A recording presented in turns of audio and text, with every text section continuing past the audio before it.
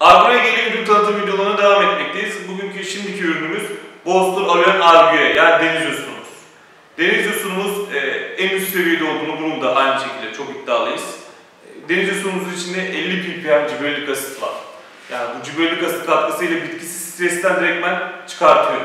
Ayrıca çiçekten önce ve çiçekten sonra atıldığı zaman hani yapraklarda böyle ufak ufak büzüşmeler vesaire oluyor ya da bitki su stresine girmiş oluyor, bitki tane dökemiyorsa kesinlikle Boster Allion Argue size göre bir üründür.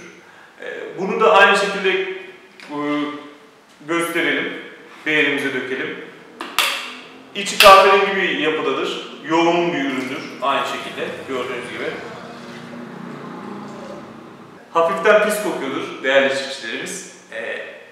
Boster Allion Argue bence muhteşem bir üründür. Özellikle kombinlerde kullanmanızı tavsiye ediyoruz. Boster 4-15-0 bakırımız ve Boster Allion Argue. Üçünü aynı anda atabilir, karıştırabilir. Muhteşem sonuçlar elde edebilirsiniz.